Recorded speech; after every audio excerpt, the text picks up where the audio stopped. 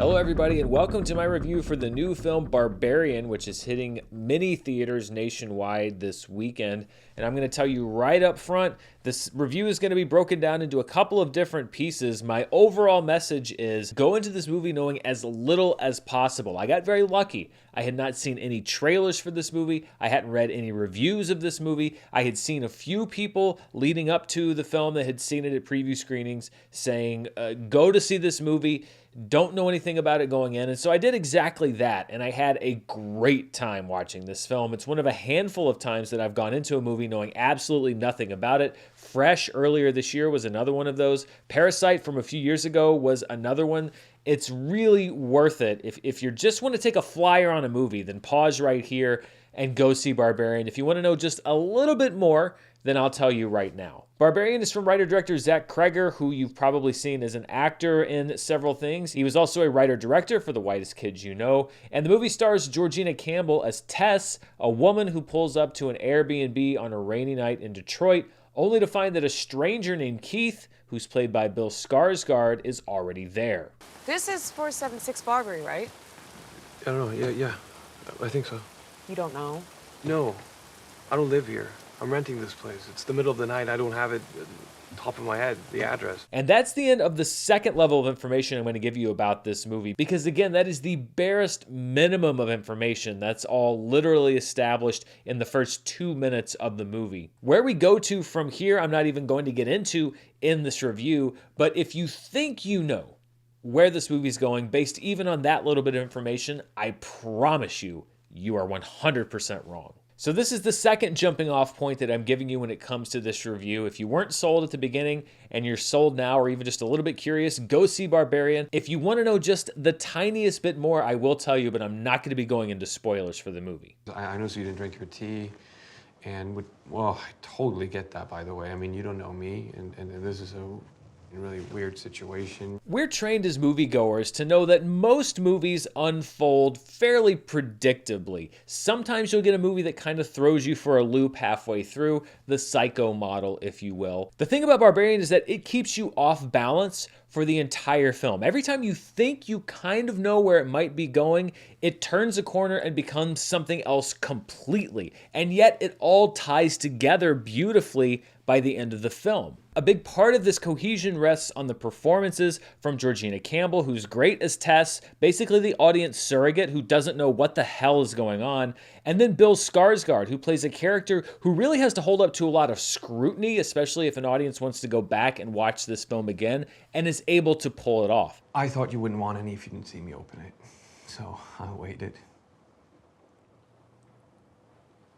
I'm good. Justin Long is also in this movie, though I'm not going to reveal what part he has to play. Like everything else with this movie, he enters it unexpectedly amidst a whirlwind of insanity. Justin Long has actually had a very sneakily interesting career, and he's sometimes playing against the type that I think a lot of people might put him into in this role. And I hope that this movie opens up potentially some doors for him to roles that he may not have had the chance to get before, as the boyish looks are finally starting to fade into middle age. 2022 has been a really strong year for horror so far, and yet I think that Barbarian may be at the top of the list. And one of the reasons that I liked it so much is that it's not a jump scare kind of movie that relies on those sudden jolts to keep you engaged or interested or scared. It also doesn't rely on a whole lot of gore, which I feel like a lot of movies try to substitute for genuine horror or terror or suspense. Instead, it relies on good old-fashioned suspenseful scenes and well-executed sequences to thrill and terrify you. Barbarian's horror is in the situations its characters find themselves in, and these situations are really the result of a cascading series of decisions that the characters make that in a lesser horror movie would be completely unbelievable, but in this horror movie you buy because they're so incremental. An original horror movie like Barbarian is so refreshing, but also frustrating in the sense that it reminds you of how lazy so many of the other films in this genre are. But like I mentioned before, we've been very blessed so far when you look at what we've gotten with Scream and Fresh and X and Nope and Bodies, Bodies, Bodies and The Black Phone and now Barbarian. These are all solid horror films that are also all different from each other. They're different types of horror. Some are mixing in comedy, some are mixing in suspense or mystery, history, and yet they all deliver, and it shows the length and the breadth of this genre. It's not just one thing. It's not just the slasher film, or it's not just the torture porn that we saw at the very beginning of the 2000s. There are so many kinds of horror films, and we've seen such great examples of them so far this year. That's all I really want to say about Barbarian. I could say so much more, but that's all that I really want to say, because even as I've gone past the bare minimum of information, I don't want to give away anything for you.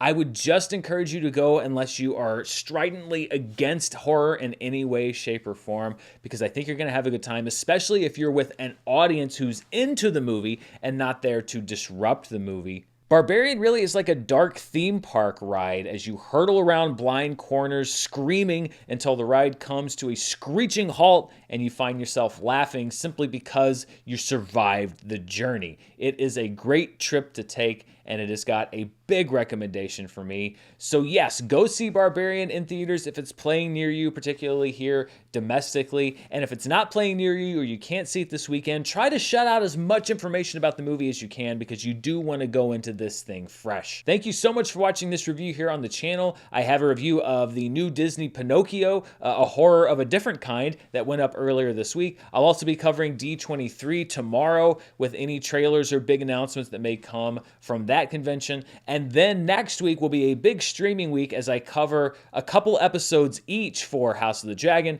The Rings of Power, She-Hulk, as well as any movies that are hitting theaters, and of course box office and anything else that may pop up. So a busy couple weeks here on the channel. Thank you so much for watching. Go see Barbarian. Until next time, stay safe, and I'll see you then. Bye.